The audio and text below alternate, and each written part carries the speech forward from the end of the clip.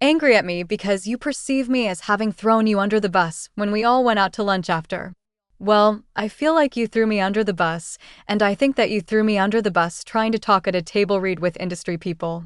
I don't think that was cool. Oh, not at all. You are so wrong about that. As a matter of fact, it was the polar opposite. I would never ever throw you under the bus with people in the industry because I know that you want to be in this industry. Heather Dubrow, the self-proclaimed fancy pants of the Real Housewives of Orange County. To the public, she was everything the franchise loved to showcase: wealth, refinement, and a calm, commanding presence. She lived in multi-million-dollar mansions, wore couture like casual wear, and spoke with the confidence of someone who had mastered her world. Are you kidding me? I don't want to do this with you. I'm not. Why aren't you? Because the truth is the truth. No, Tamara, you have your own version of the truth, and I'm not interested in it. The truth. You know, I'm fine with the truth. I don't like your nonsense and your spinning. What am I spinning? Tell me what I'm spinning. I'm not interested in this. You've been doing this for. But behind that polished image, a darker story grew louder with every season. One built on arrogance, manipulation, and an obsession with control. The woman once seen as the classiest housewife slowly became one of the most polarizing. Just don't really find you that funny. You want to make fun of me as an athlete. That is funny.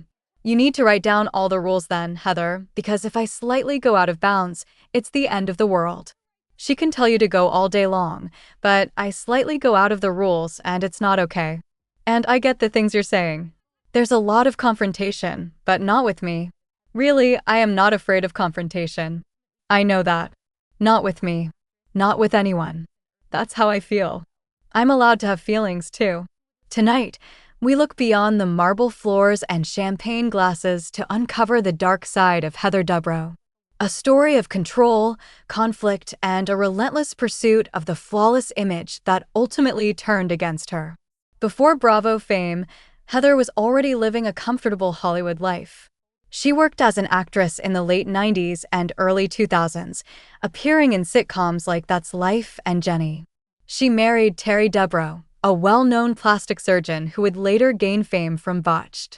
Together, they embodied success, beauty, money, and ambition. When Heather joined the Real Housewives of Orange County in 2012, she was unlike anyone else on the cast. While others leaned into chaos, Heather carried herself like a woman above the drama. She spoke with precision, kept her home spotless, and reminded everyone often of her Ivy League education and refined manners. As her first few seasons unfolded, the cracks began to show. The elegant image that had made her beloved started to feel like armor, one she wore to keep herself above the rest, both literally and emotionally. By the time her first run on the show ended, fans were divided. Was Heather Dubrow truly the class act of Orange County or simply someone using perfection to hide her own insecurities? You're supposed to be 2 car lengths behind. Heather's got her finger-pointing technique down. I can fit this. She gets that finger out. She's very, very strong about it. Red wines should be stored around 55 degrees. I'm right. She has to be right on absolutely everything, and it gets exhausting. Heather's time on the Real Housewives of Orange County quickly established one thing. She was not just a participant. She was a director in her own reality show. Her castmates often joked that Heather didn't need producers because she already ran the set herself. In the early seasons, her reputation for control became both her defining strength and her biggest flaw. Shannon Beater was one of the first to call it out, accusing Heather of constantly correcting, interrupting, and talking down to others. Tamra Judge, usually unbothered by confrontation, openly described her as condescending. To fans, it became a running theme. Heather wasn't chaotic like some of her castmates. She was controlling. And in a franchise built on unpredictability, that made her both fascinating and frustrating. It wasn't just a personality trait anymore. It was her brand. As Heather's influence grew, whispers began, not from tabloids, but from former castmates and insiders. Many believed Heather wasn't just playing the game, she was controlling it. No, I'm really genuinely sorry. No matter what, I raised my voice in your home. You put on a beautiful Oh, I don't care that you raised your voice in my home, but I invited you to my home and you're talking to my husband in my home. No, I'm not, Heather. But so, let me tell you something. People say, don't shoot the messenger. Here's what I'm going to tell you, Gina. Shoot the messenger. Because if it doesn't exist in my world, I don't know about it. Now, you only know because you told her, and I honestly think it's that you did this. You shouldn't have said anything. What you did in this scenario was wrong. Some co-stars alleged that Heather used her connections with producers and her husband's Bravo fame to shape how she was portrayed. Others noticed that while everyone else's meltdowns made it to air, Heather's missteps seemed to disappear in the edit. Her composure became her weapon. While others yelled, Heather stayed calm, a move that made her look rational and made her opponents seem unhinged. Viewers began to wonder, was Heather genuinely calm, or was she performing calmness to win?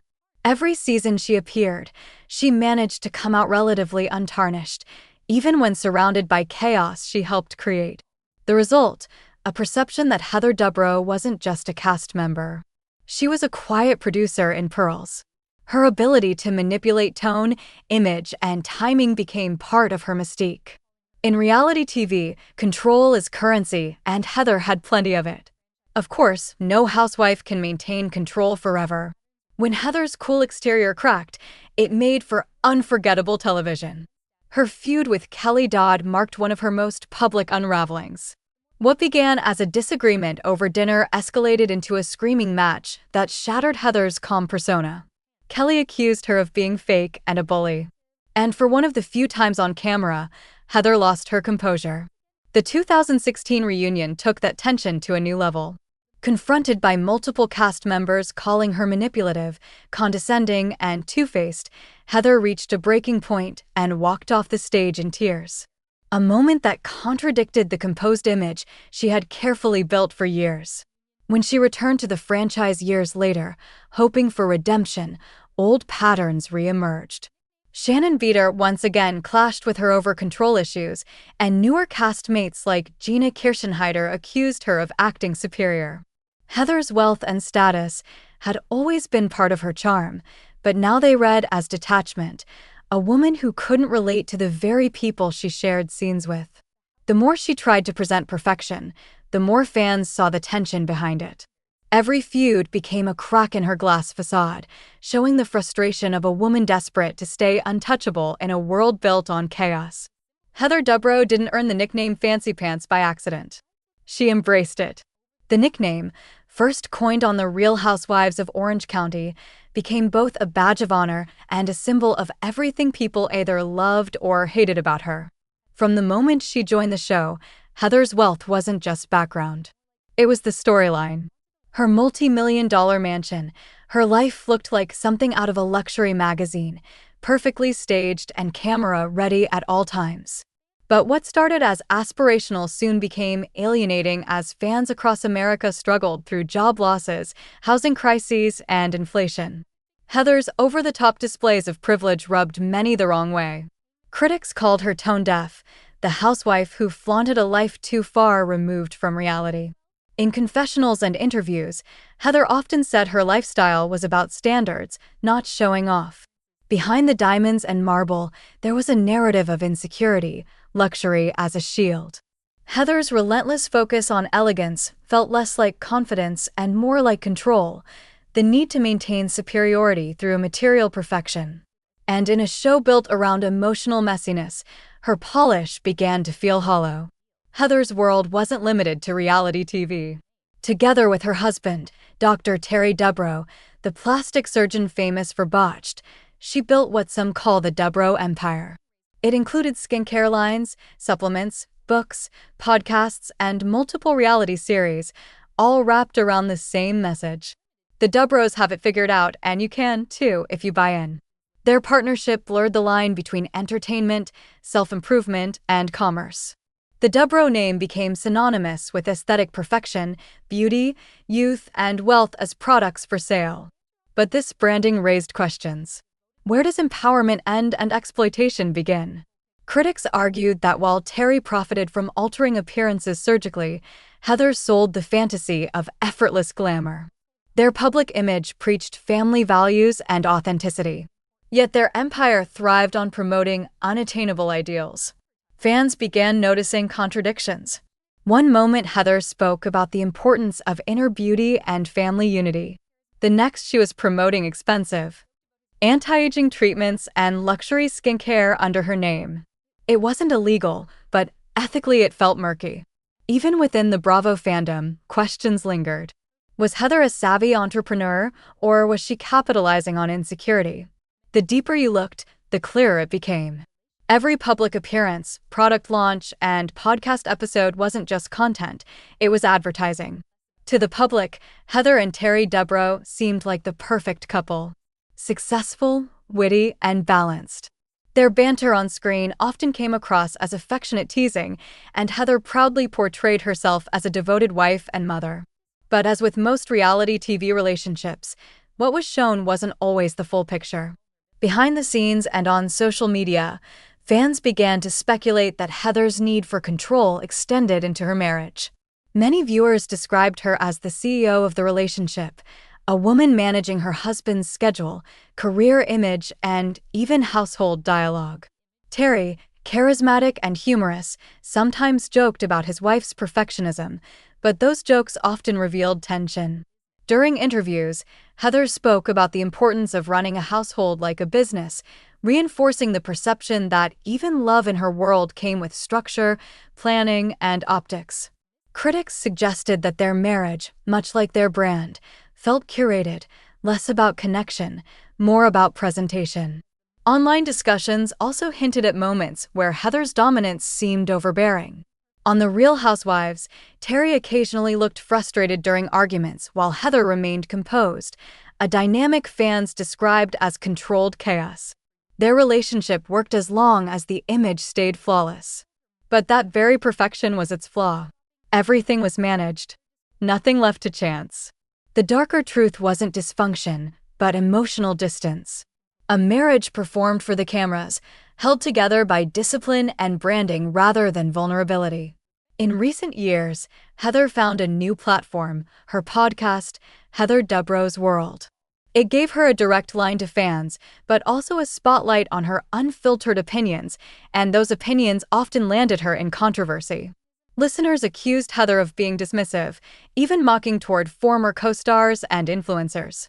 Comments that she likely meant as witty or honest came across as arrogant and belittling.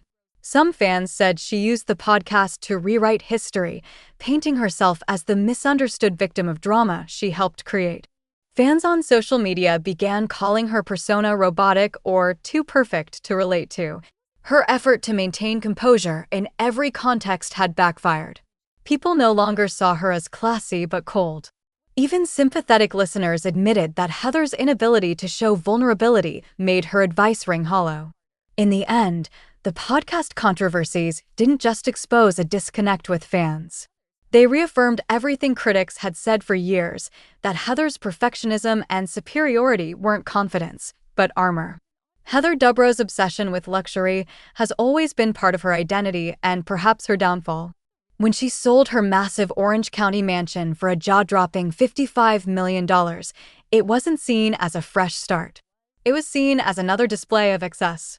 Instead of downsizing or embracing simplicity, Heather and her husband Terry almost immediately began building yet another mega mansion. The message to fans was clear. The Dubrows live bigger, spend louder, and flaunt harder. The mansion wasn't just her pride. It was her cage.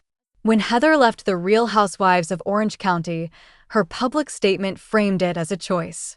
She said she was stepping away to focus on family, privacy, and new projects. But insiders painted a different picture.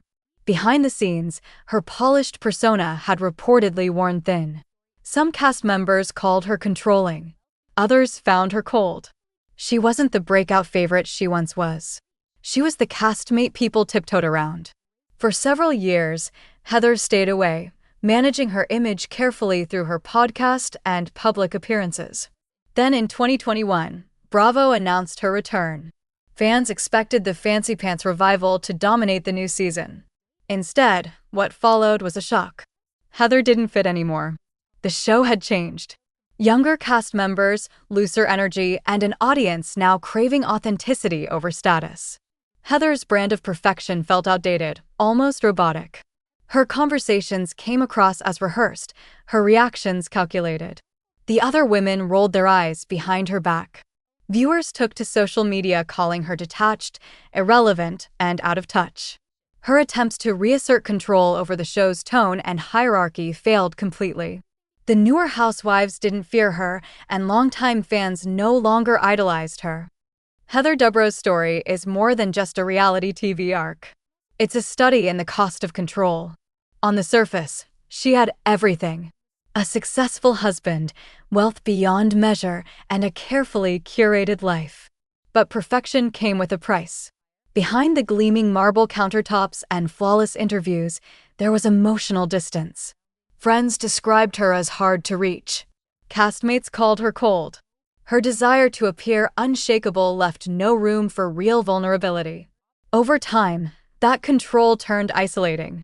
The more she worked to appear perfect, the less relatable she became, even to those closest to her. Her reputation shifted from grace under pressure to icy and self-absorbed. Heather's empire, from her brand partnerships to her media appearances, still stands. But the warmth that once drew viewers in is gone. Her story reminds us that perfection isn't just exhausting, it's unsustainable. It can build a brand, but it can also quietly destroy its authenticity. Heather Dubrow's dark side isn't about crime or scandal. It's about control, the need to dominate her surroundings, her image, and even her relationships.